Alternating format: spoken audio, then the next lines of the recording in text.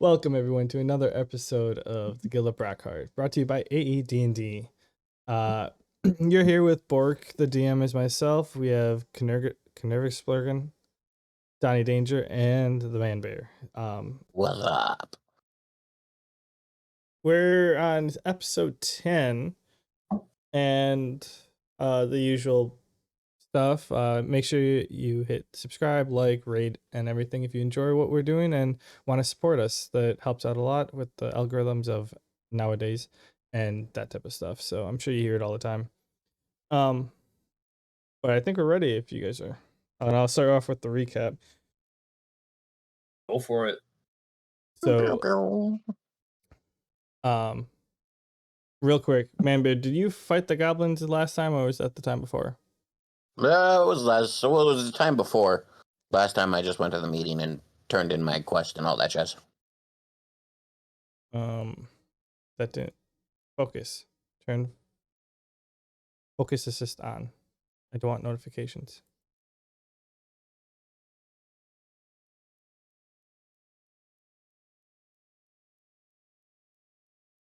My computer is wigging out.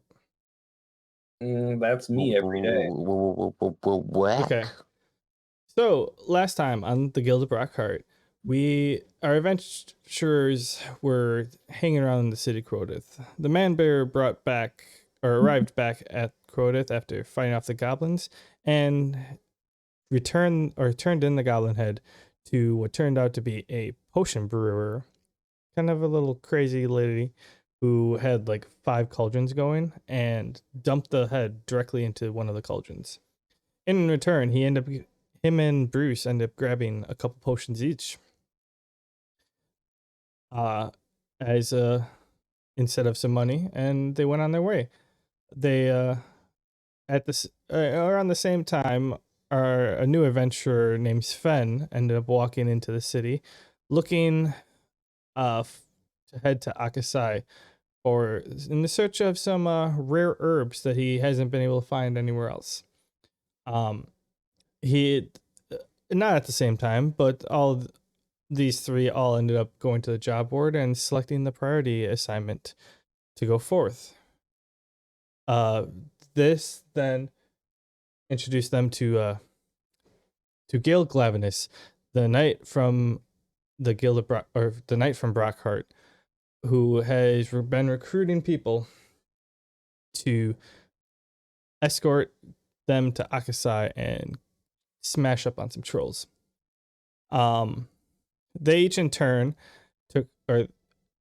scared and entertained Gale while he was interviewing them, and I'm pretty sure they all got invites, and so that's good. And this was the last day of the interviews, and so we are going to join them on the morning of the day we set on off towards the mountains, and then to Akasai. All right, I'm roasting. Take it off. Yeah, just dress it down. There we go.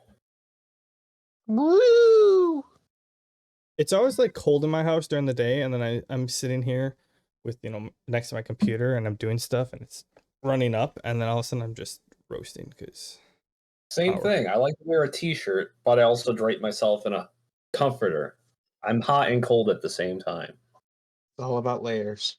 Yep. I'd be sweating. I'm sweating just looking at you. Anyways, so I think you guys the 3 of you have like hotels around the same spot.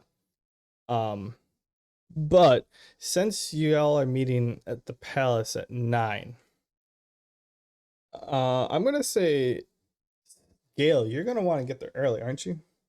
Oh yeah, a knight's always punctual, and that means being early. So you're gonna get there early to welcome everyone in. So we're gonna start with you in the morning. You get up and can narrate the montage as you will.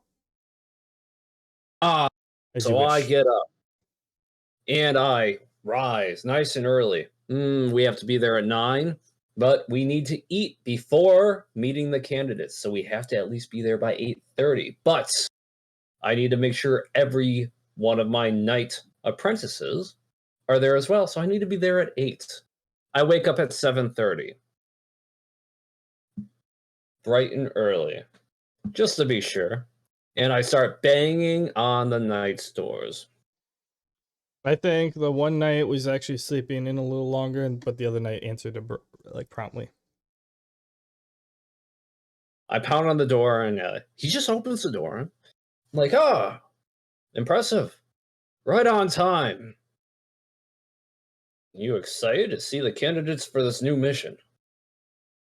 Ah, yes, I'm ready to move on out. I love this city and all that, but I'm ready to hit the road.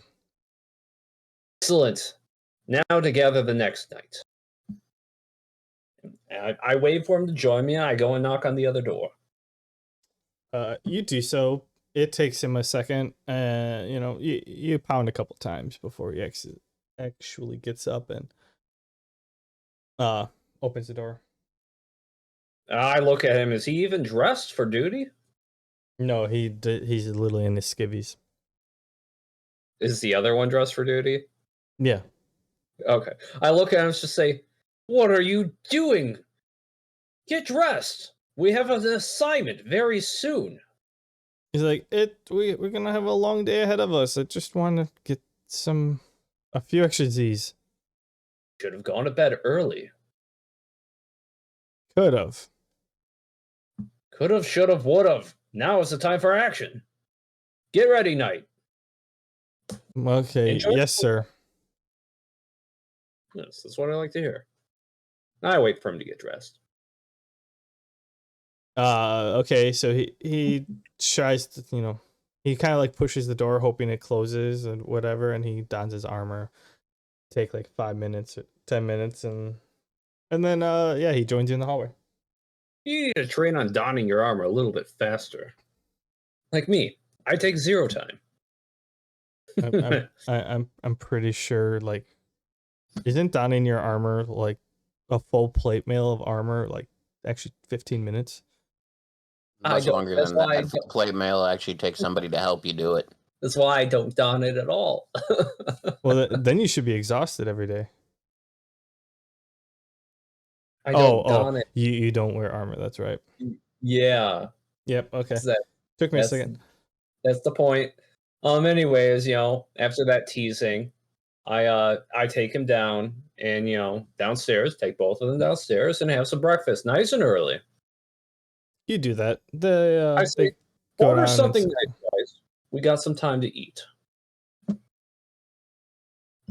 They sit down and they, you know, you're casually having small talk, or casually having talk about what you're excited for the day and what you plan on. You're hoping everyone shows up and that type of thing. And you finish your food and you're very satisfied and ready for. They're all satisfied and ready for the day. Okay, and since this is a dining hall, we should head out to where we're to meet the candidates and maybe just do some light stretching. I can see you guys like walking, doing like shoulder lunges and like squats, like mid walk. Like you're not even allowing, like you're not even gonna have like a spot where you like stop and stretch. You're literally showing them as you walk into the palace. Exactly. Straight up Ministry of Silly Walks. The training never stops. All right, yeah. So you guys arrive at the palace and you see the person at, you know, you're not actually going into the palace, so you're meeting out in the grounds. Like you get past the gate and you have that big area and then you go inside the palace. You the financial person that was with you who was negotiating the prices actually sees you walking up because they're in like the guardhouse, and they bring you to like a spot with like a table and everything in like that the walkway just inside the gate. And he goes, hey sir, hello sir, Gale Glavinus, glad to see you bright and early. Glad to be up bright and early. 'Tis another beautiful day. I'm eager to meet the new adventurers. Yes, I have their paperwork all right here, and I have a nice little area set up for them, so we don't actually have to, pack everyone inside the palace. We have the nice fresh air, and since you guys are probably gonna head out right away. Oh, yes. This mission was planned for now. Why put it off any later? We will be heading out as soon as everybody is ready. All right. On that note, the other two of you, Sven and Gnomeface, is not in the game. Here. It doesn't sit. Oh, there you are. The other two of you are waking up and headed to the palace, however you wish, way you wish. Before I go to the palace, I need to refill my water skins. Okay. You can either do it in the faucet, like in the communal bathroom, or you did notice that there's a couple drinking fountains in the. Well, it's not for drinking, so I just fill them up with the water faucet water. Oh, okay, you do that. You refill your water skins. The water doesn't look necessarily clear, but it looks clean enough. That's fine with me. Sven, what do you have any Uh, morning rituals you want to do? I mean, I wake up when the sun rises, so whatever time that is. Probably a hour before Gale actually gets up. It gives me some time to stop by the market, see if I can pick up a cart that Wilhelm can pull behind him. A trusty goat. That is interesting. Yeah. So you peruse the market. There's not. It is pretty early, so a lot of people are there just setting up their shops for the day. But you do see one that it looks like they leave their stock out because a bunch of wagons and carts and that. They look like they range from like good quality to like pretty nice quality. Um, and it's pretty large area, and it's right on the like kind of like the entrance where like the space is more available. Um, and yeah, so the yeah, there's one there. Makes no Excellent. sense. Um, there is a like little tent. So you walk through the pathway up, and you see all the carts on the side or whatever. Um, and you go to talk to the person about getting a cart. He goes, "Hello, nice to see you." And then the little HUD pops up on like, "Hey," and it shows you like, "I want to buy, I want to talk, I want to sell or quit," type of thing. I'm looking to buy. You're looking to buy, and then I like that. yeah, you click that, and it shows a bunch of different options. Like it lists the different options. Like you have like the standard one wheel, like it's the one wheel, just the flatbed, and then there's another one with like sides, and like the fancier they get, and then you have like the dual axle ones, axle in the front, axle in the back, and you just pull it behind, and then they start getting really expensive. I'd say for the base one, it's probably what, like, oh, 200 Floyds. Yeah, for the base one, which is just the two wheels, it looks more of a cart that you had like a person can lift up and pull, but like you could attach it to a smaller animal too. That sounds all right. Does it seem like it's going to make it through the mountains? Does it look like it's going to survive the trip, or is it going to fall apart before we get to Akasai? No, it looks like it's well enough built that like it's sturdy enough to handle a few bumps on one of these ones. It's not like the wood that it's used is not like flimsy sticks. It's actual wood that should be able to handle it. Okay, that seems fair. I'll hand them most of the money I have on me, and take, I'll take the cart and Wilhelm to meet Gale over at the palace. All right, you do that. Are you attaching it to Wilhelm? Yeah. Okay.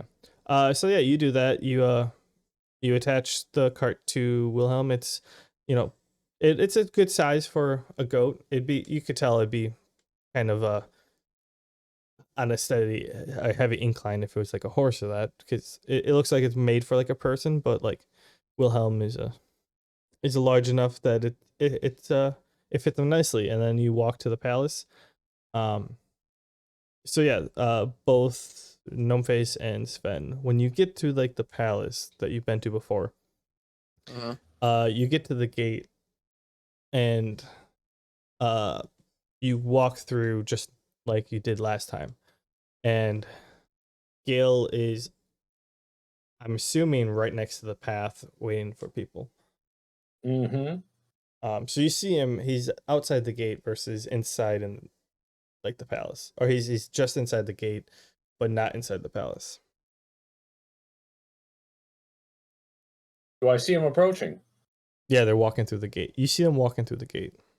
Ah, hail, adventurers. It's up to them whether they arrive at the same time or not. Honestly, I don't mind either way. But I do want to point out I'm not in my civvies anymore. I have my full armor on. Okay. Hail, adventurers.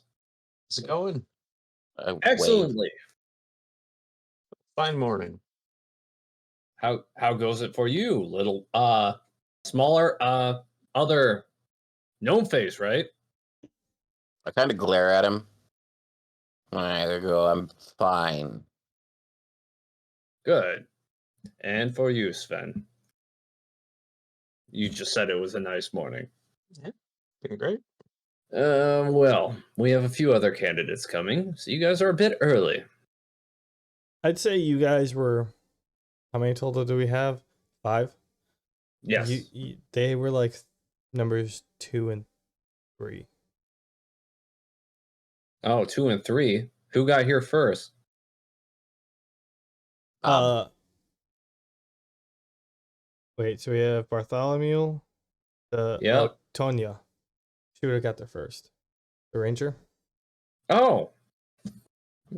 I didn't even see her. Meta-wise, yeah. You already pointed her to the area that we're all meeting. Okay, cool. Well, you can wait here with Tonya. Yeah, so he directs you to the little area, and then and shortly after that, Bartholomew arrives, and then Bruce arrives, and the person who is in charge of like the financial debates, calls Gale like, Sir Gale, it is time to get started. Oh, I checked the list one more time. There was 2 more names, Eleanor and Lucas. Were they confirmed yeses? No. I'm just double checking. They're not here? That yeah, you voice your concern, and the person's like, well, if they show up, we can bring them in, but they weren't confirmed that they were coming, so maybe they found other quests to handle. All right. Well, the quest won't wait. This was the deadline. So, guess do we have a ride available to us at this time? A caravan? He goes, yes, the caravan is, at the gate. They're waiting for you. They didn't want to lug their entire stuff in here and that. Well, adventurers. To the gate. Hold on, Sir Gale. The whole reason you guys arrived here beforehand was, we have our agreements here saying that if you guys carry out the quest in accordance to be, Gale saying that you guys completed it, that you will or you are able to redeem your reward as agreed upon beforehand. So all the two of you, and it looks like the other people, you see a HUD pop up that lists like the agreement, and it's filled in with your name, and then by an order of Quodeth, blah blah blah blah blah blah blah. We will provide, and then blue lettering. You can tell where it's artificially filled in. It's just saying pretty much what I said. As long as Okay. Gale says, "Hey, they've held their end of the bargain. They helped us get escort." Then when we return and we present your token, you will receive your reward. And then there's options on the bottom: sign or cancel that you can click. I sign it. I sign or push the button or whatever. All right, it disappears, and the person says, "Well, lovely. All of you have agreed, and we here at Quodeth are very honorable, and we'll hold up our end of the bargain. So make sure you please Sir Gale, because you're riding on his say so." And he looks at Gale. I just kind of look at all the adventurers too, and I raise my eyebrows. Mm-hmm. And also, Sir Knights in training of Brockheart, please keep Sir Gale in line. What's that supposed to? Never mind. I don't want to know. Well, I'm just making sure that I know you're an honorable knight, but there's the three of you, and so we're gonna base our opinion off on all three of your whether they perform their end of the duty. And then he's like, "Here, please grab one of these tokens," and it's like a little medallion about I want to say about coaster size. And it has Quodeth crest on it or whatever, and on the back it's like it's just like a enlarged token for each of you to put on your character sheets that you have. He's like, "Please return these when you come back, if just in case you do not come back with the escort or the caravan." And Sir Gale has permissed it, because Tonya's not going to come back right away. She's going to stay like an extra week there. That's at least her. They're like dog tags, but for quests. Yeah, they have to hand this back in just so that they get the reward. So, and he goes, "Any questions for me?" Asking everyone else. No. All right. The last order of business is we have our trusty guide here. His name's Colton. And he will help guide you the way, since I believe none of you know where you're going. I'm Colton. I assume you'll be joining us all the way to Akasai. He replies, yes, I will be. But don't expect me to fight or anything." Huh. Of course, no. You did not sign on for an adventure. You're simply a guide. I would not ask this upon you. Okay, good. Because I'm not a fighting type. I just show people the way.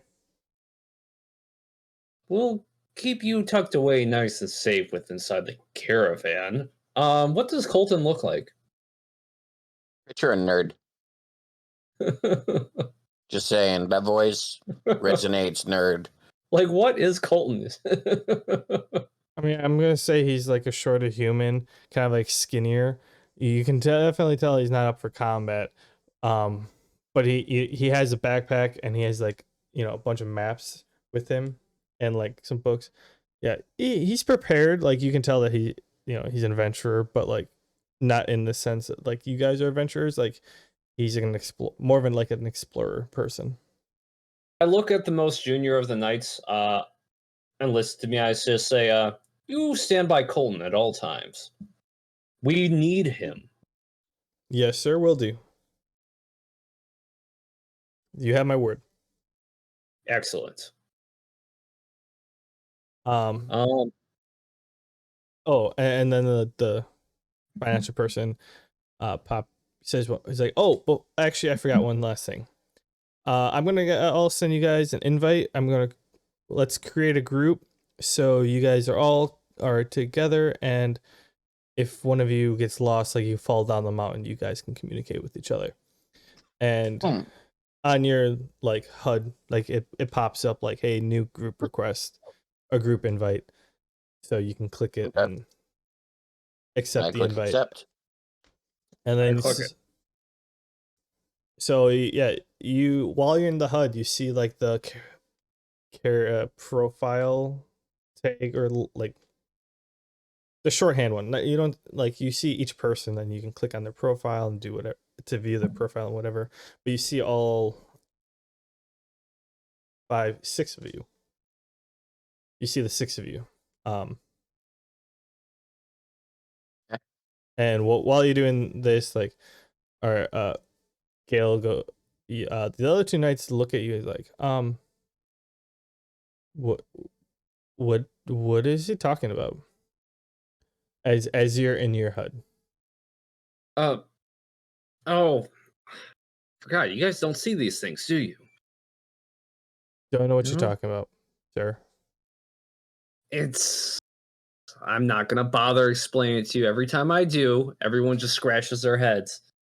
I get these prompts, these lists that the adventurers get. The other knights don't get them. You guys don't get them. But I do. It's the same as them. It's quite strange. I, as a knight, shouldn't be part of this, but all the same, the prompts come to me. And so I accept. It just seems natural. And they're like, okay, it's a little weird, but if you say it's okay, then I'll take your word for it. Yes, I suppose that's all you can take. It's quite hard to convey. So at this point, the person who is running like the meeting says, that is it for me. If you have any questions, Colton here is the person to answer, and good luck, and I hope to see you guys soon. Like in 5 days with travel time, I'm assuming. 5 days to and back? Well, it's Is gonna be that the like idea? 2 days there, 2 days back, and like you're gonna get there and then arrive there, and then you're gonna have like a full day there. So you're gonna arrive there at night, and then you have a full day to do stuff Ah, initially. 5 days. It's all dependent upon you actually. All right. Well, I mean, it's not a deadline. It's more of a suggestion, but 5 days sounds pretty fair. Well, technically, it'll probably be like 2 days there and a day back, because your goal is to fight trolls on the way there or whatever. But yeah. Gale, you are leading the crew to number 1 up here on the south side. Okay, everybody. I mosey my way up here. To the gate. Over yonder. Look north. Follow steadfastly. All right, so you lead everyone through the city and you head on to the north gate. You guys go outside, except Gnomeface is in the hotel yet. And No, I'm there. Why would I still be in the hotel? because your character is still at the hotel. Well, it's not my fault the character hasn't moved. Actually, it directly is your fault. Bite me. Yeah, so you guys all arrive at the gate, and outside you see a little caravan on the side. You see a driver, and it's not actually one that you can sit in. It's more of you're escorting a shipment over there, but it's kind of like a half and half. There's like room for like 2 people inside like the cabin, but it's mostly just like a bed with like 2 horses hauling it.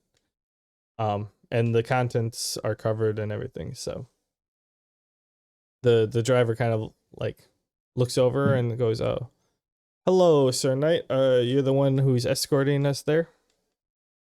Yes, and this fine band of adventurers to boot. Excellent. That seems like an awful lot for just one It- caravan. Well, we are missing 2 of the adventurers who enlisted, so what further accommodations do you need? I was expecting like you and your 2 other knights. I wasn't expecting the whole extra 5 adventurers on top of it. Well, Zahn gave us rein to enlist adventurers for this mission. So we did. He didn't prepare you for you know, more travel, expenses. He just I asked him for someone to escort us to Akasai through the mountains because of the reports that there have been some troll sightings lately. And he said that he would take care of it and that there would be some knights from Brockheart arrived and that they'd be escorting us. Well, how much room do you have for travelers? We got me, my 2 knights. We have Tonya, Sven, Bruce, and Colton here.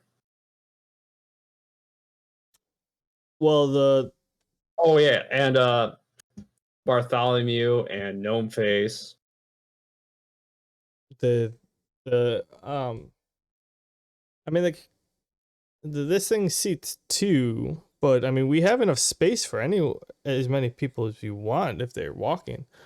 But I wasn't expecting 8 people for just walking us through the mountains. Well, you can never underestimate the threat of trolls. By my understanding, they do range in size and threat. Just thought it would be prudent to come prepared. Like, all right, if you say so. But yeah, we'll follow you. All right, as long as we have everything we need to carry on. I look at the adventures. It's going to be a tight ride. Is everybody fine with this? It's going to be a bit of a time, cramped with others. I'm like 2 foot tall, so I really don't care. I've got my own ride. This is everybody's last chance to get out. Wait, are you inside the caravan? Me? Yeah. I got like a foot outside of it, like I'm getting ready to board it. I'm just looking at the other adventurers. Okay. I mean, most of them say, yeah, we're fine with walking. The knights kind of look at you like, yeah, we're planning on walking. I reckon that skinny fella should probably ride in the cart. Yeah, He's also your I guide. I raise an eyebrow and I think about this. Like, am I really the only person who's about to board? I didn't think this through. Colton, make sure you have enough room in there. And then I look around and it's just like, how much room is left in the caravan? It seats 2 people. Oh, should be Colton in the night that I enlisted to, that I appointed to guard him. So Colton in the night. Get in the caravan. I'll walk. Colton goes to, he's like, I'm sorry, Sir Gale, but I don't believe the inside the caravan's the best place for me. What do you mean? Do you know where you're going? No. Does anybody here know their way to Akasai? Nope. Yeah. So I'm the only person who knows their way to Akasai, and I was hired to be the guide to bring you to Akasai. So why would you stuff me in the caravan in the back? So you could be well guarded and guide us by word? Oh, don't worry. If I see a troll or anything, I'm running my happy ass to the caravan. But until that point, I'm supposed to be out in front with you. That's what my given orders were. Oh, very well then. Fair enough. Does anybody want to ride in the caravan? Because I'm not gonna leave Me, him to walk out in front without me. I volunteer. I have short, stubby legs. Ah, yes, Gnomeface. You can ride in the caravan. Do so. God, it's gonna be a Drusilla Sarah all over again. I anticipate fireballs and sparks and electric eels and all of that happening. Excellent. A volunteer. Somebody had to bite the bullet. I kind of roll my eyes. Okay, Gnome Face, you jump in the caravan and you get comfy because you're by yourself. Yep, I do that. All right, so without further ado, you guys Dude. start to heading out and you start walking down the way. And you guys could see the mountains from where you were at the edge of Quodeth. But you're Yeah, getting closer. What? I'm keeping my eyes peeled sharply. Just constant perception checks. I'm not gonna roll them unless something happens. I'm just saying I'm being very vigilant. Okay. Anywho, you guys start, the mountains start to get bigger and bigger. And you guys walked for like 2 hours. And like you guys get to the actual mountains and like they look like they start small, but you can see some that are towering over the rest. Like this mountain range is no joke. So, at this point, Colton, like, the caravan stops. There's a nice little like flat area before like it heads on out. There's a signpost that says, hey, careful, mountain pass, not necessarily safe, that type of stuff. And then at this point, Colton turns around and says to everyone, all right, so if any of you are scared of heights, I would say this is your last chance to back out because some of these mountain passes are not friendly. Or if any of you don't think you're capable, or if you want to test whether you're capable, now might be the time. Speaking of that, are there any nearby threats? Maybe local wildlife that are inherently dangerous, or creatures of a hazardous variety nearby? Colton responds with well, there is a known like skeleton spawner that if you walk towards that little hut or that little cave and you just stand outside there, it's I think it's a testing ground because that's where like if you stand there and you kill a skeleton, all of a sudden another one will walk out. But the skeletons never just walk out and go anywhere. They've only actually ever walked out when someone's standing there, and it's always one at a time. I clap my hands. Absolutely perfect.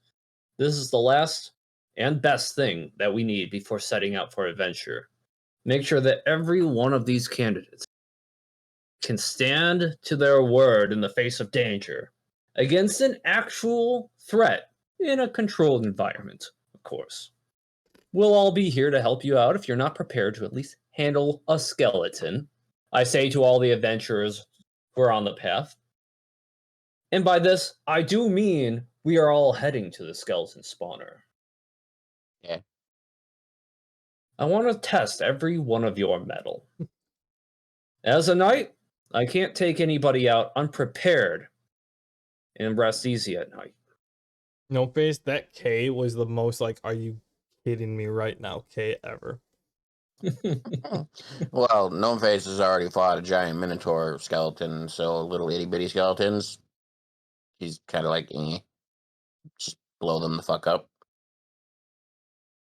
So, yeah, like, I mean, it is just a skeleton, but like, everybody,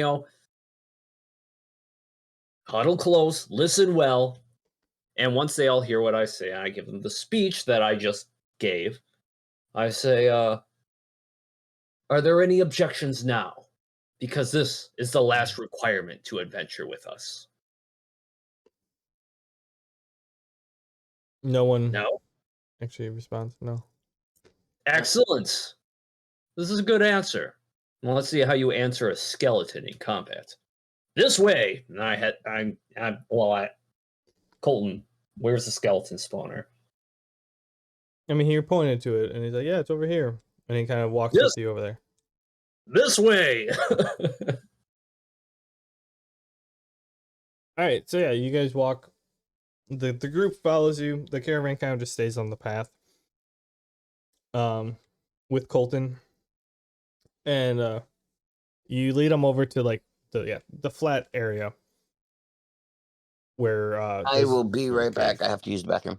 Fair. Fine. Yeah, like the You're- little cave there. Cave is there. Well, Gnomeface is chilling in the caravan. I say, so who wants to test their metal first against the skeletons? Anybody particularly excited to do this? Does anybody jump? I say Bruce gets pretty excited, and he there's a bunch of stuff on here. I sorry, hiccup. Bruce gets it. He's like, yeah, I'm not one to run from a little bit of skellies. Excellent. Bruce the Moose. I don't know. I just get excited. He's fucking Bruce, man. Anyways, Bruce, head on up and show us what you got. Yeah, so Bruce ends up okay, I did bring you guys. Bruce heads on up to like towards the cave, and he's like, where is this skeleton that you speak of? And all of a sudden one walks out of the cave. He's like, ah, there it is. And he swings at the skeleton, it blocks, swings back at him, he blocks, and he gets in a couple shots. He's like, all right, let's end this. And he kind of like, charges up for a second and just swings and uppercuts the skeleton like with his shield, and the skeleton kind of like bursts. And then when that happens, you see another skeleton kind of like approach the entrance of the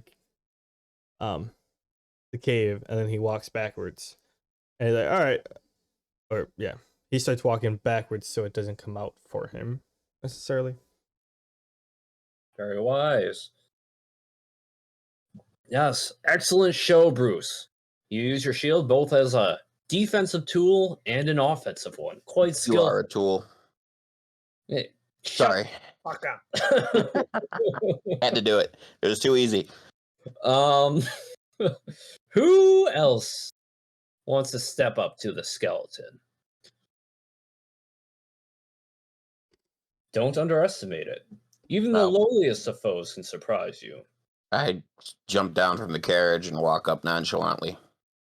Ah, yes, Gnomeface. That's right. Damn. Forgot you were there. I thought you were resting. Yeah, show us what you got. I try not to yawn. Roll a d20. If you get above a 10, you go first. Me? Yeah. Agility? Yeah, initiative. 23. You go first. It's a skelly, so I'm going to hit it with fire.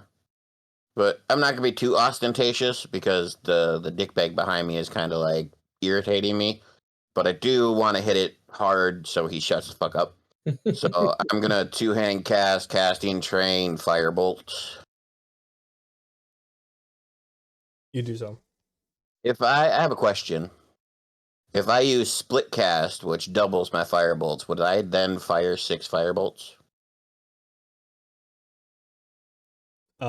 Technically, don't you? I mean, isn't that a massive MP hit? Well, it'd be 5 times 1.5 times 2.5, so 7 times 2.5, about 20 MP. So yeah, pretty big, but ultimately showy offy. I mean, yeah. Are you able to do it? Yes, as long as they're both level 2. As long as both two out of the 3 of them are at least level 3, that they're 100%. Well, yeah, firebolt and two-handed cast is 100%. They I'm just both have saying, 4. like, in general, like you have to have at least like the 2 out of 3 up at 100%, because then Okay. you're fully proficient at casting it. Okay. Well, then I do that. So casting train, so that's 3. Split cast makes it 6. So 6 firebolts. Wait, aren't you two-handed cast is? Two-handed cast is firing out of both hands. Casting train is firing 3 firebolts. Yeah, but is it 3 per hand, or is it using both hands to cast It's one? 3 per hand as far as I've been doing it. Wouldn't it be 6 per hand then? 6 per hand. Yeah, then it would be 12. Holy fuck. As I say, I thought two-handed cast is 9. you repeated it. Yeah, 9. So 13, nat 1, 18, 17, nat 20, 10, 8, 23, 13, 15, and a 9. The 13 or anything above a 12. So 1, 2, 3, 4, 5, 6, 7. I'm pretty sure only your modifier will take care of it. 76 plus 5. Boop-a-doop-a-doop-a-doop-a-doo. Okay, so that's 6, 8, 10, 7, 7, 6, 9. I did Yeah. not do the math on that very well. It's fine. Even without having 6 of your modifier or bonuses, you still kill it. So you Yep. walk up. No Well, face kind of just can I dictate? Because I really want to dictate Go this. for it. All you. I walk up, I hold up both hands, I look back at Gale Glavinus, and I just shoot 12 firebolts out of my hands, turn around, walk away. Knowing that I probably missed a bunch of them, there should be a decent sized crater of just fiery death there, and I walk back to the carriage and jump in. I kind of just do my slow head turn, watching him walk nonchalantly into the caravan, just like mouth agape. Uh, uh, who, who's next? Tonya will. She's like, I can go now, Yes, very good. and she walks up. She pulls out her longbow. All right, this is the archer. Yep. Yeah. Okay. So she pulls out her longbow.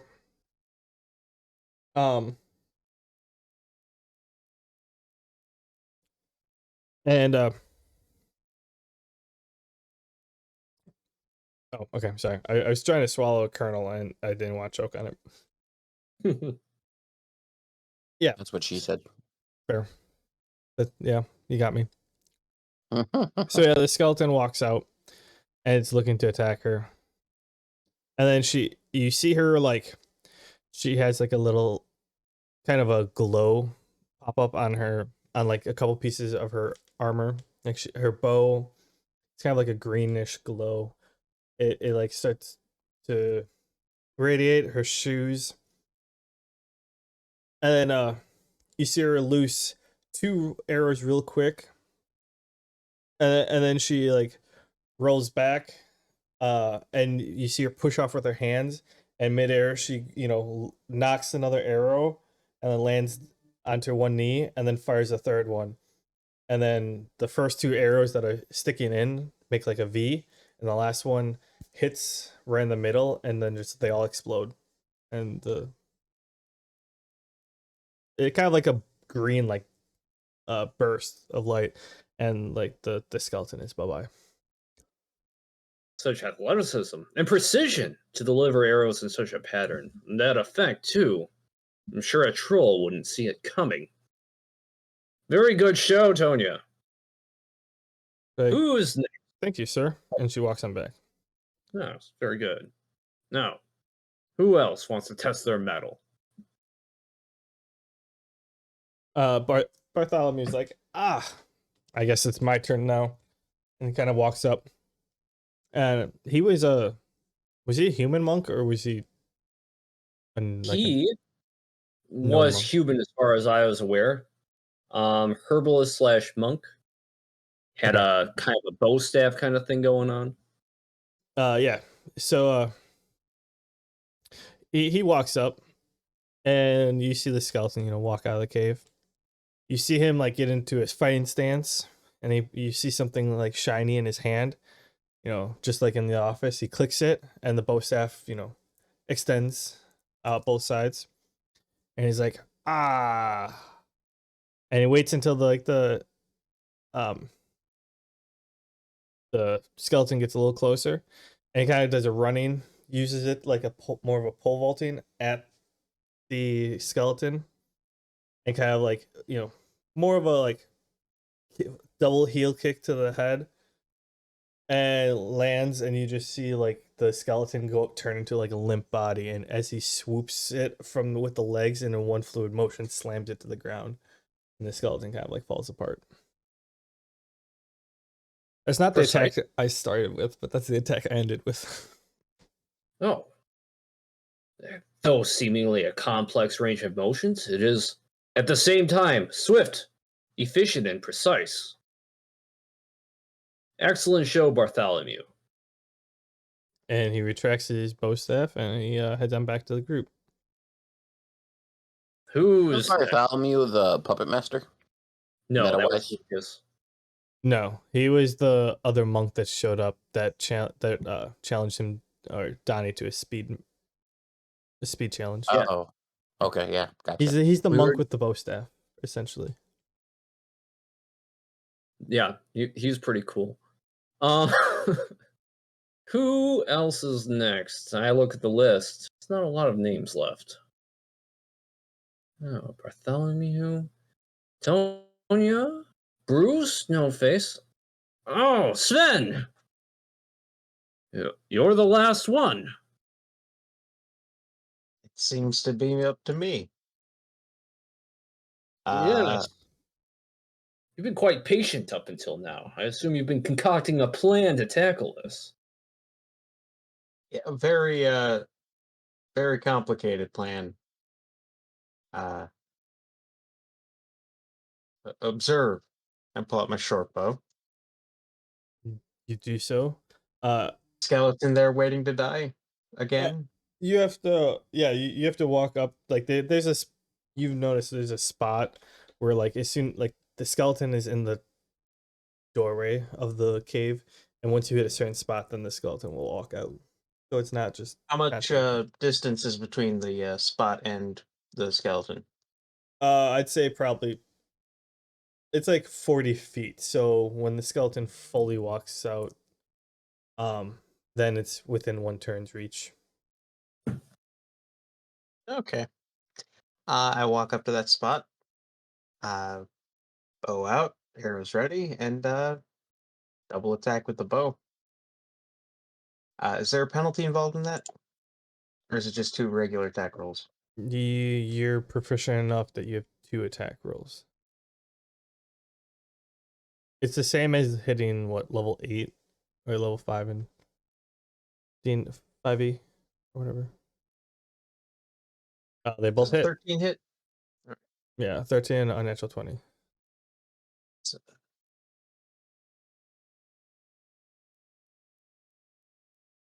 for a total of 15 points of damage. How's the Uh, skeleton looking? It's gone. It collapses. I turn back after leaving that spot. You know, it was just a skeleton, right? All that flashy stuff y'all were doing was for a skeleton? Bruce kind of like picks himself up and looks at it. And it's like, yeah, but when you have an audience like you do, sometimes you want to show off. Show people what the cool stuff you've been learning. I guess. I go back to Wilhelm. I look at that display and just say, I suppose that will do. After everything everybody else did, I'm just like, that is what needed to be done. You accomplished the task, Sven. I mean, yeah. I suppose, if I didn't feel the anything, need to alter the landscape in order to eradicate one skeleton. if anything, I'll commend your efficiency. Yeah, I'm seeing everyone else goes into all this flashy stuff, and Sven just kind of like walks up with his bow, just like, toof, toof. Okay, and then turns around. Just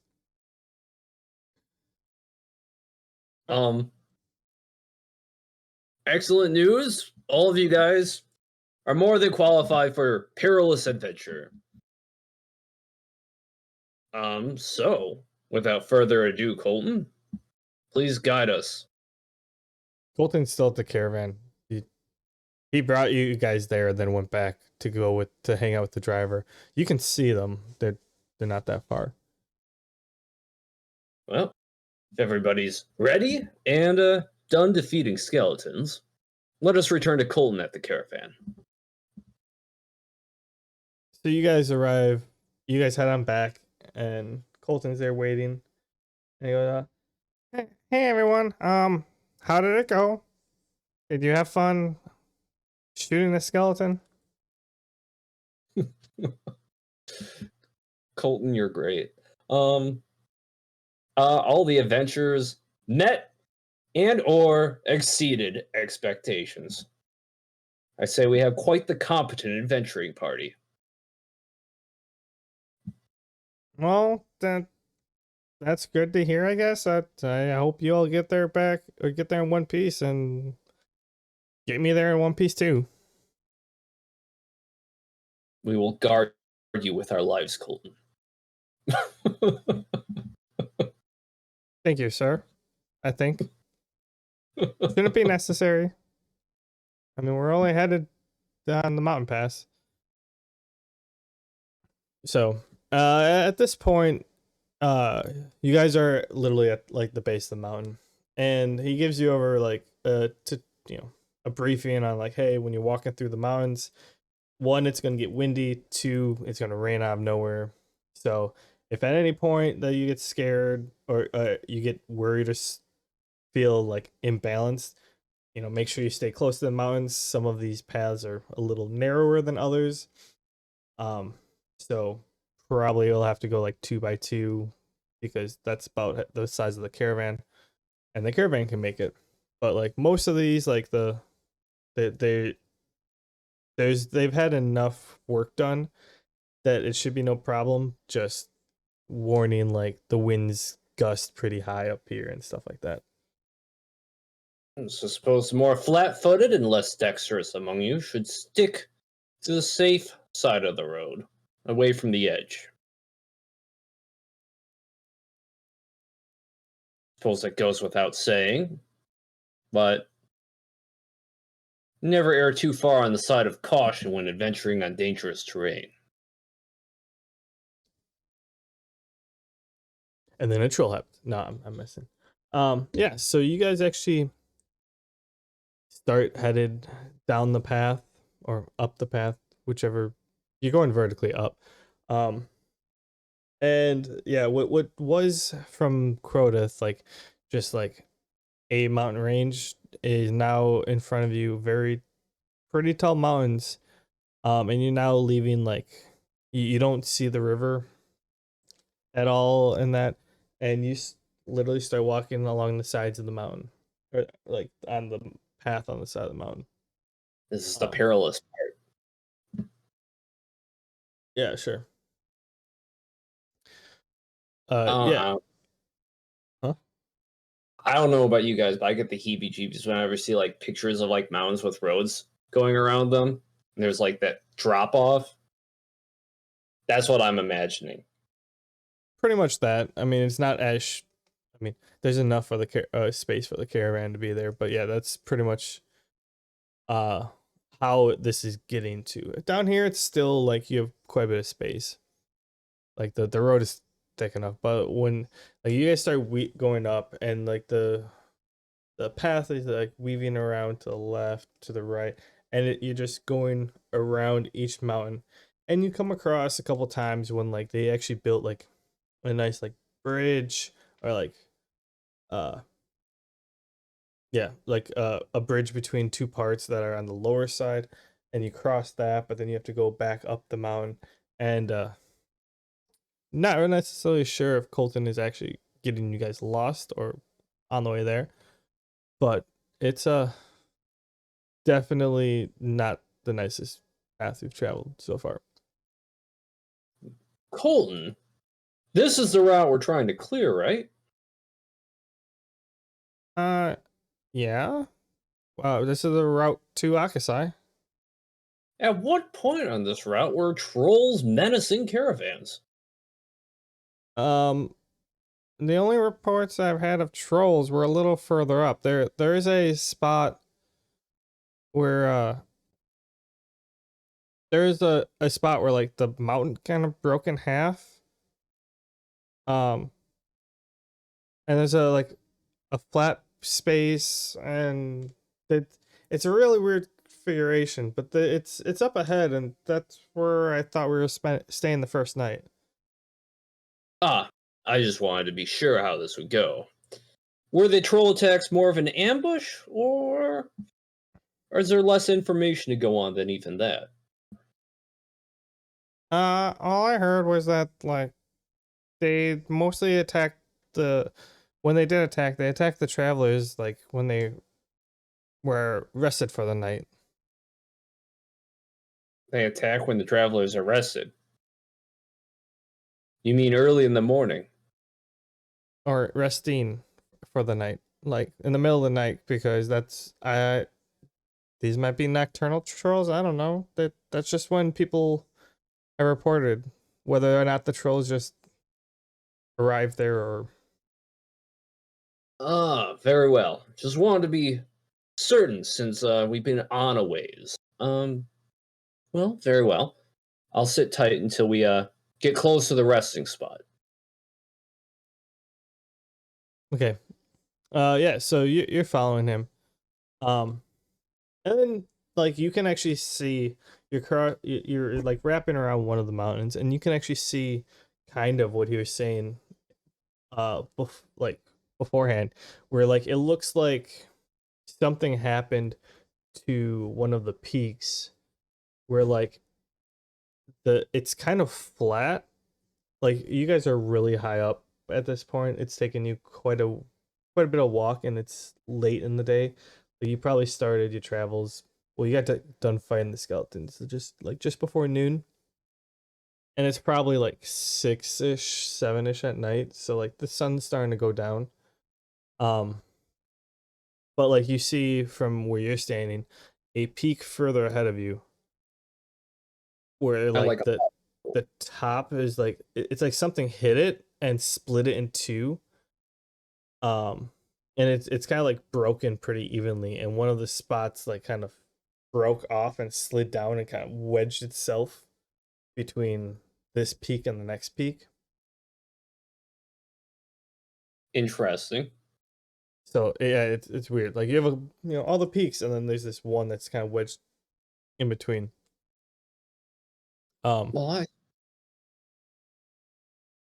suppose that would be a great resting spot. At least we're not on the edge of a cliffside. Yeah, after like about a half hour travel, you guys get around, and then you actually are walking over the part that fell off. It looks like as you're there and you like look at it, it looks like there was some work to be done that prevented this part from falling any further down. Like there's some braces underneath because you actually have for the first time in like probably 2 hours, you have a full like walking area where you could probably pass like 3 carts side by side on this peak. It Mm. it kind of really wedged itself in, and it was not just a skinny part on the top. All right. So he guides you. He's like, yeah, so Sir Gale, the resting spot's over there. We just have to cross this flat part, and then we'll make it there. Very well. Let us be on our way to the resting spot. Yeah. So this is the only part so far that you haven't had the peak next to you. Be vigilant, people. So Colton takes it a little slower.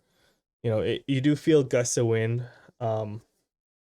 Even though some of you are small, none of the gusts actually happened to like try to push you off or anything. But yeah, you guys can walk as more of a bigger group to break wind and stuff like that.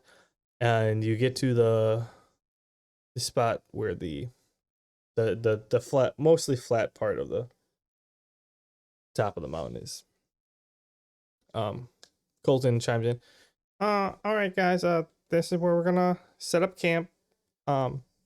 We're gonna rest here, and we have this is pretty much the end of the uphill climb. We're gonna start making our way, down in elevation tomorrow.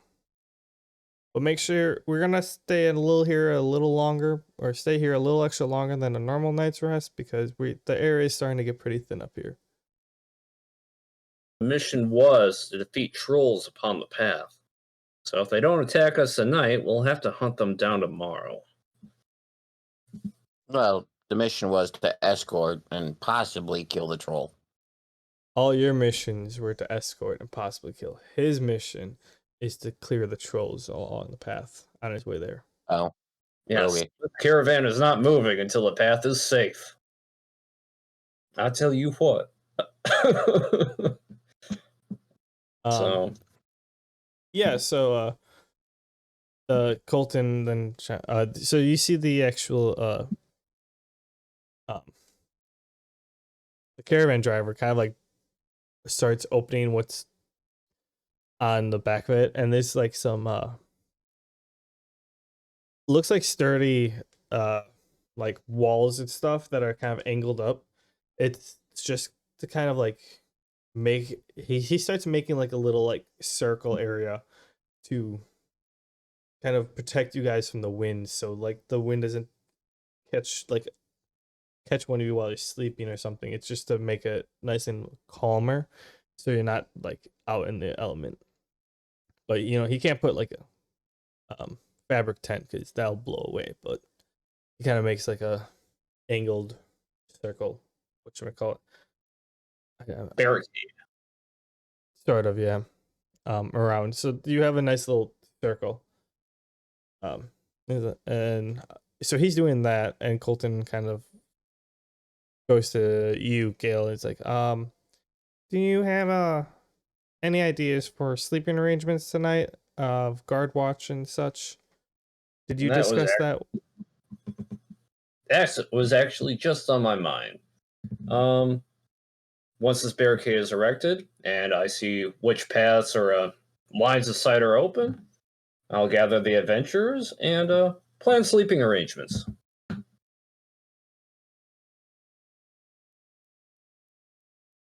Okay. Okay. The barricade set up. I mean, it's pretty much done. Adventurers, huddle! We have something very important to discuss.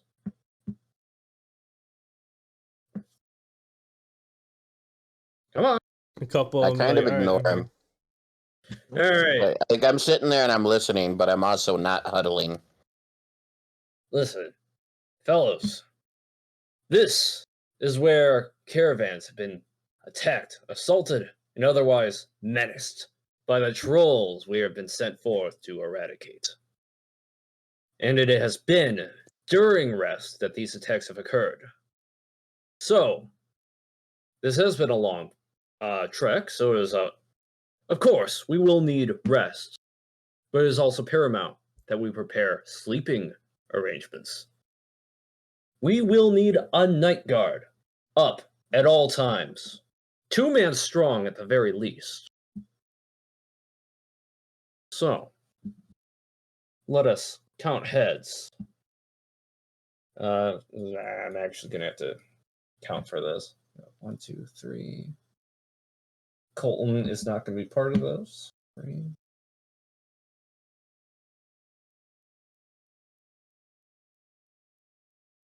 We have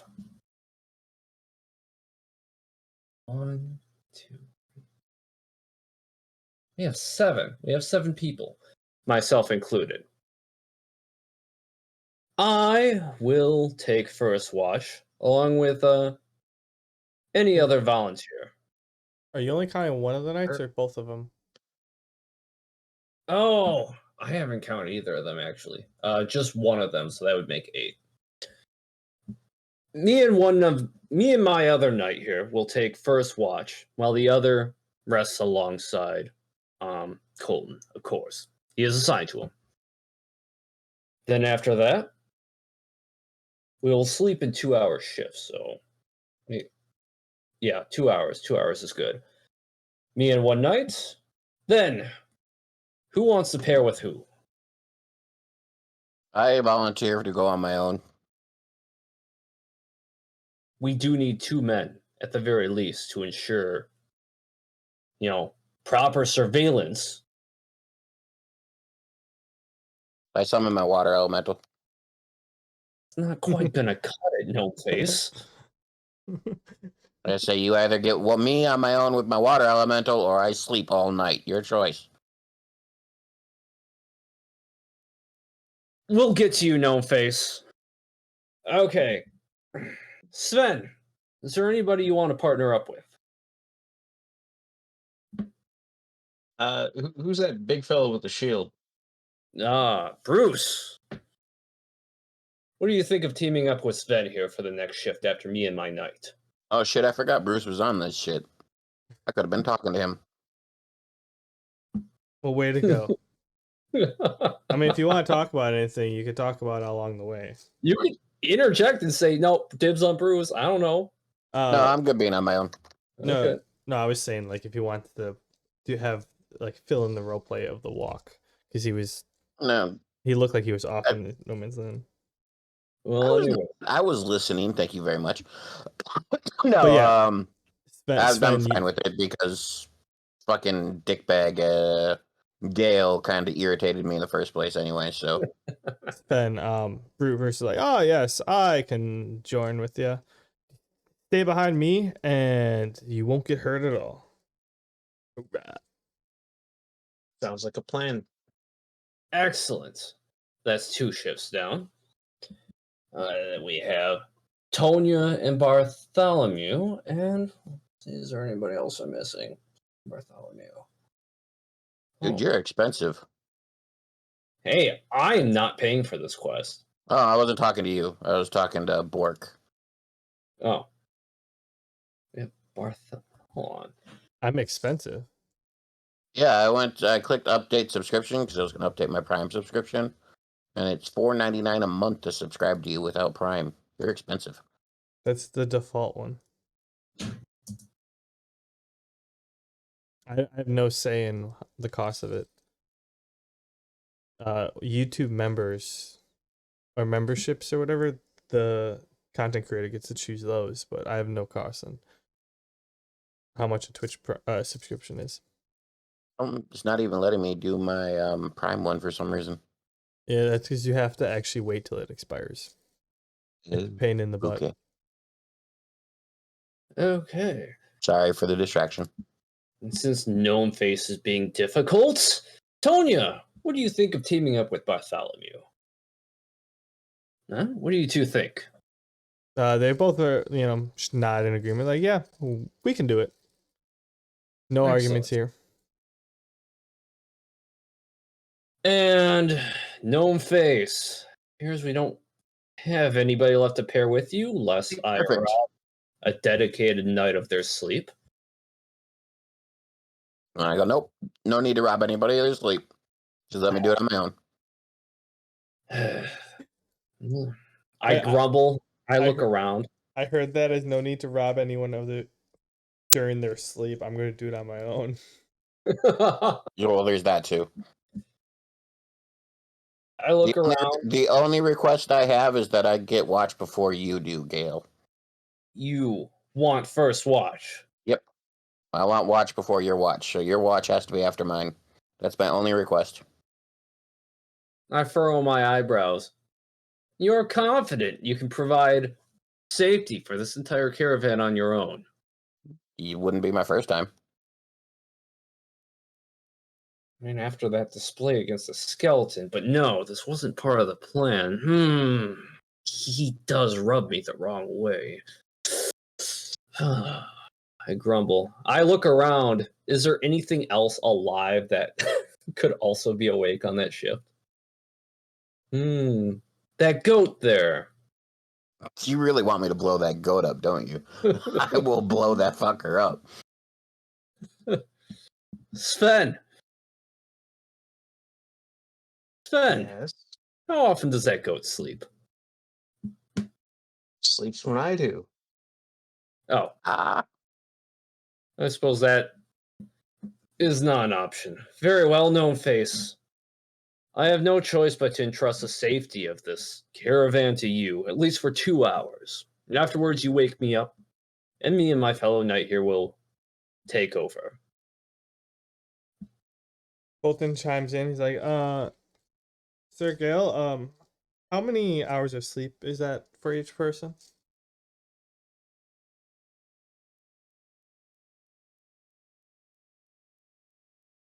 He's frozen.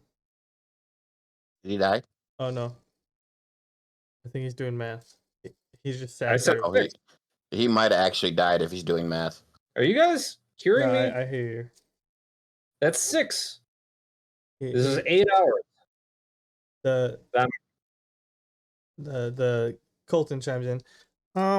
So a default long rest is normally 8 hours, and with the air being thin up here, everyone should sleep a little longer because they're not gonna, the long rest is gonna take a little longer to get the same effect. So maybe you should think about increasing them to 3 hour segments so everyone gets 9 hours at least. Didn't account for the air and also the long rest requirements. Well, No. that's just a thought. Yes? I kind of stage whisper, shitty leadership. Fuck you. Anyways, Colton, wise guidance. As always, this is why you're here. To guide. 3-hour shifts it is. No face? He kind of looks at everyone and he's like, "You're welcome." No face, 3 hours it is, then me and my knight. Bruce and Sven, and then Tonya and Bartholomew. 3-hour shifts each. Be wary. It's likely a troll will attack during one of these shifts. Or multiple. Okay. Sorry, I'm putzing around here and failing. I want to, since this is a bigger camp than I normally protect, I'm going to two-handed cast and summon both of my water skins and elementals. I mean, so technically it is a bigger surface area of the camp, but there is only 2 pathways. Oh, okay. Never mind. Then I just summon one. There's the way that you walked in and then the way down the mountain to walk out. Yeah, then I'll just summon one water elemental. I will post him on the way we came in, since that'll be the least likely to get ambushed, and I will post on the way we are heading. Okay.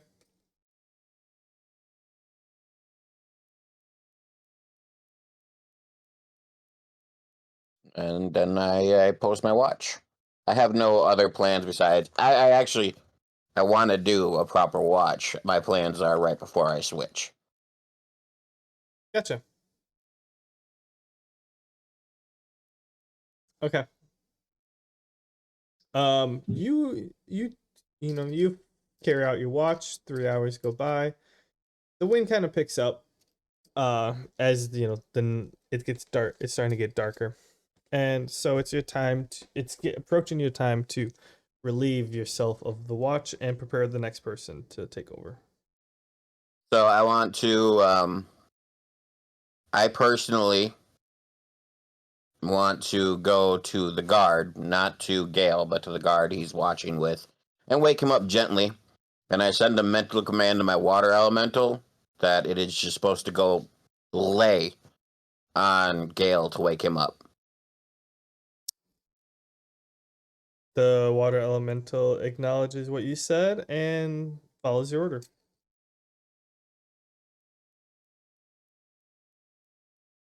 Gale, you get woken up abruptly by the water elemental, kind of essentially just body slamming you.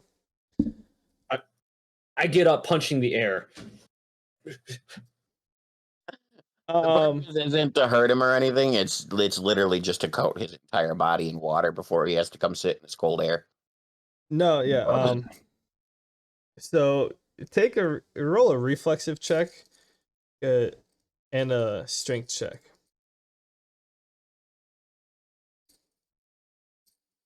Ooh, one after the other. All right.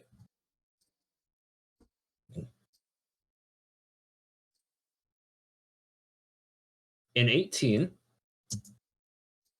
That's a for reflexive. reflex. Yep. And 14 for strength. So the water elemental kind of like splats on you, or like just with a thud. You reflexively, prepare at the last second, prepared yourself, so you don't, get like the equivalent of a belly flop. And then you're trying to like push it off of you, and you're like punch through it to disperse the water and stuff like that, but you're struggling. You're barely able, like, the water's kind of weighing you down for a second until Gnomeface fully despawns it.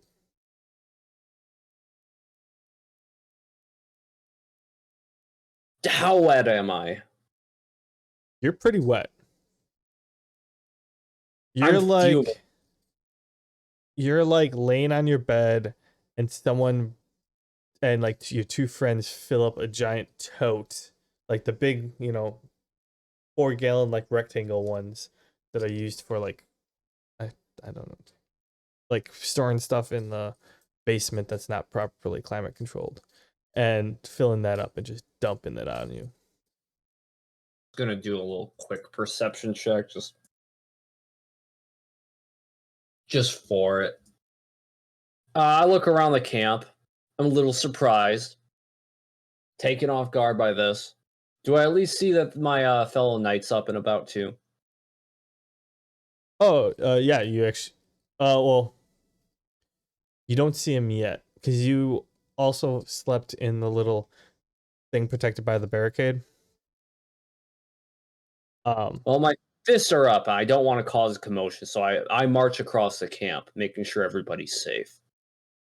Yeah, so pretty much everyone except everyone is inside the barricade, being protected from the wind, and you walk out of the barricade, like in the opening that you guys have, and you see your knight standing up there. I see him. I can put two and two together. That guy had water magic. He did say he was going to have a water elemental guarding the camp. Well, I'm not denying it either. But it is his turn to sleep. Gnomeface, did you like jump into bed and then drop it on him, or did you do that at the same No, time? I was quietly and nicely waking up the other night, which was my job, while the water elemental was slamming on him. Right now, if as this point, I would be walking casually to my sleeping bag to go to bed. I say tonight, where is that ruffian? Okay, well he rolled too low, and didn't see you amongst the darkness inside the barricade. Okay. But you do overhear that as the knight and him are now outside, and he said that kind of loudly. So you did hear him say that. Mm-hmm. I snicker. I don't answer. I just kind of snicker as I lay down in my bed.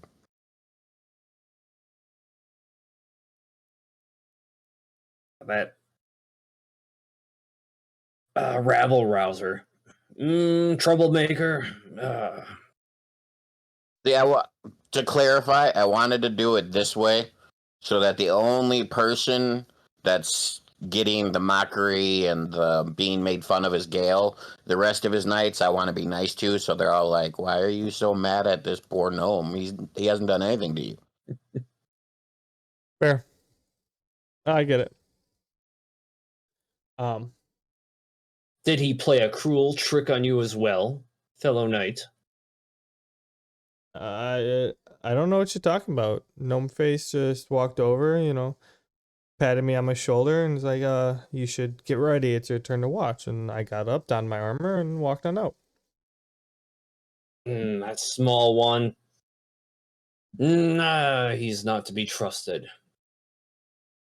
Believe you me, once this troll nonsense is taken care of, we must all keep a vigilant eye on that troublemaker.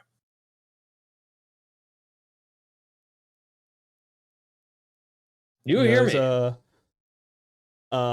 I don't know what you're talking about, sir, but yes. How about we'll keep an eye on him, just like we'll keep an eye on all the rest of them.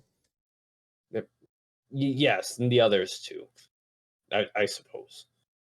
Anyways, I compose myself. Let us prepare for guard. You do that. Be extremely vigilant. So what do you want to do on your watch? I want to take alternating marches around. Somebody's just always kind of like staying vigilant in the most visible part of the encampment so that they can keep an eye on while somebody's walking across the boundary. Ears and eyes open, look, listen, smell. Stay alert for the trolls. All right, you do so. Let's see if you're the unlucky one. You are not. Nothing happens besides the wind picking up a little more. It's pretty roaring. You're actually pretty cold at this point. God damn that troublemaker. Ugh. Why? Also, because you don't have any armor to insulate you and stuff like that. But yeah, you're feeling pretty cold as you go back. What a cruel and unusual prank. Damn you, Gnomeface. Anyways, the shift is nearing an end, thankfully. I might join Colton inside the caravan and snuggle up. Colton's not in the caravan. Oh, he's not? No, everyone's sleeping outside. Oh. That would be unknightly of me to take the caravan, as comfortable as it would be. Well, if our shift is coming to an end peacefully, I wake up Bruce and Sven. Yes, you do that. And I go back outside to sleep uncomfortably. Bruce, Sven, stay vigilant. What are you talking about? What do you mean? Everyone's outside in the barricade. Oh well, okay. That's. I go to Bruce's van outside in the barricade. Yes, that's where your bed is too. I keep saying to the caravan, Well, you said out. disregard. I You said okay. Yeah. So technically, you're in the. Everyone's in the shelter, and so are you going to semantics. be. I go where everybody's sleeping. And I wake up Bruce and Sven. Okay. Okay. I'm shivering. Guys, your shift is up. You look like you've had better days, Gale. The winds are picking up. Rest assured, Nothing I can't handle. that's the only issue I've experienced. But keep your eyes open. With every hour, the chances of a troll attack escalates. Stay here, Wilhelm. Keep Gale company. Maybe Go- Wilhelm can warm him up. That would be appreciated. Goat snuggles. Come here, Wilhelm. Let us get comfortable. Embrace me. So you should be thanking me because of me. You get to cuddle a goat. What happens in the shelter stays in the shelter, man. Draw close, my dear good friend. It's about survival. I'll Yes, head out with Bruce. good. Get to it then. Oh yeah. So Bruce goes to you and he's like, this is wish there was a little more light up here, you know? But I'm sure we can handle whatever comes our way. Yeah, I think lighting a fire would get the wrong kind of attention. Not to mention, I don't think one could withstand the winds that are blowing across here. Yeah, fair enough. Well, do you want to... I see that there's two paths. Do you want to take one? I take one, or should we just rotate circles, or sit in between and just wait to see if anyone shows up? Kind of get ambush the ambushee. Ambush the ambusher. Yeah. I'm I just work imagining. better as part of a team. If I'm ambushing one of these guys solo, that's not going to be great. All right. In between them, it is. Don't worry. I could, prop my shield up so it blocks the wind from both of us, and we can, go about, get to know each other a little bit. Talk about how we came to end up in Quodeth. Sure. How'd you end up in Quodeth? As I was looking for a little more than what I was getting, in Tutorial Town. I kind of outgrew that pretty quickly. I made my way out, and I've bounced between the different kingdoms pretty quickly. Just looking for the next thing to fight, next thing to test my strength upon. I ended up going through Brockheart, headed up northeast through Ashbourne and the forest up there. Instead of taking crossing the ocean the first time, I decided to walk around. And then I ended up walking. I ended up walking back towards the west, or yeah, back west, and I took the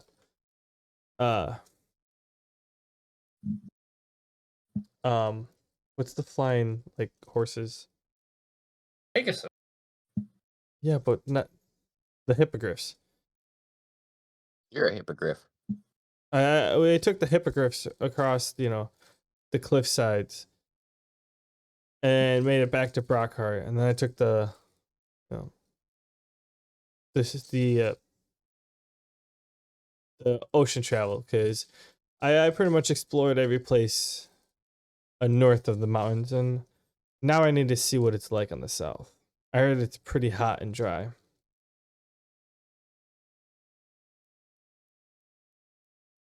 Well, there's some things you can only find in hot and dry places. Check your Twitch. People are talking to you. I was in the middle of talking to someone else, sir. You could respond too. I was about to But it's not respond about until you me. said something. Okay. Yeah, Noelle Belly. Yes, ambushee. So, essentially what I was trying to say, turn the ambusher into the ambushee. Where like someone's trying to ambush us, they're the ambusher. But if we're trying to ambush the people who are trying to ambush us, we turn the ambusher into the ambushee. So we're now the ambusher. Ambush 2, ambush harder. Ambush, ambush squared. Ambush with a vengeance. 2 am, 2 bush. Oh shit. Yeah, turn them into the victim. So then he goes to you, Sven. He's like, so how'd you end up in Quodeth? What makes what brought you to Quodeth before coming to Akasai? I always wanted to head north, but I wasn't gonna make it solo. I'm I don't do a whole lot of damage. I do some interesting stuff, but not a whole lot of damage. So I figured it'd be best if I could travel to Akasai in a group. There's people looking for an escort. I'm looking for an escort too. Power and numbers and all that. Ah, so you by not doing a lot of damage, like you don't physically attack strong or magic wise, or is it uh is it like the magic that doesn't do a lot of damage at once but more over time type of thing? I enhance other people's abilities and I detract from other people's abilities as well. So I'll allow us to hit harder, I'll make the enemies hit less. None of that's really throwing big numbers out, you know? at this point he's kind of looking at you like quizzical, like trying to grasp what you're saying. He's like, and then and then he like pops us back to like, well, I heard you say you can make me hit harder, so don't worry. You do what you do to make me hit harder, and I'll knock everything else out. Sure thing. Sounds like a plan. We're gonna be a great team. Excellent. You get my back. I got my shield, and I got the front. Oh, I should actually roll to see. All right. Besides the little chit chat, nothing exciting happens on yours. The wind generally stays the same throughout the night.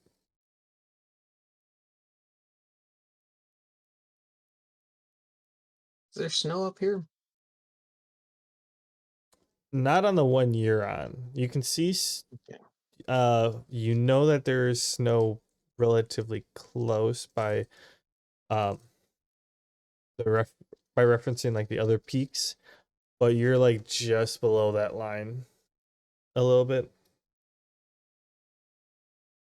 So it's not snowing where you are. If anything, if it was raining up here, it probably would be snow instead, but there's not just snow sitting up here.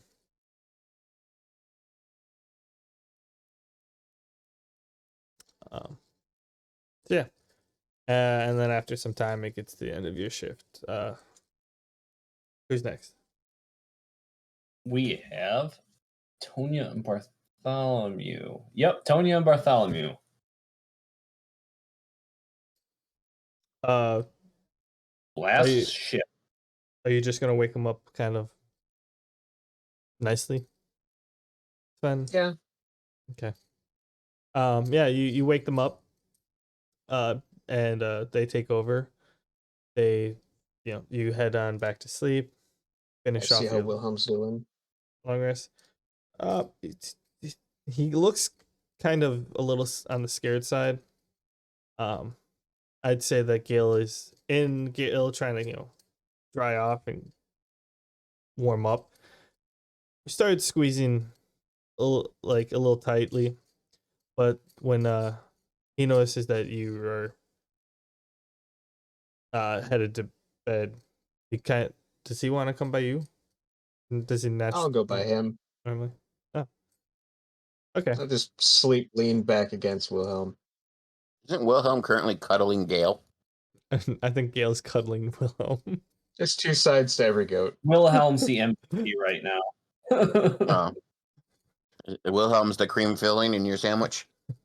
But Wilhelm's free warmth. It's cold up here. He's the essential ingredient. Well, so it's like Gale's the big spoon, Wilhelm's the small spoon, and then Sven is the The knife. somehow even smaller spoon. Okay, I was gonna say you're the knife that you're resting over the top of the two, but or over Fair the enough. top, like leaning up against the first one. But yeah, alright.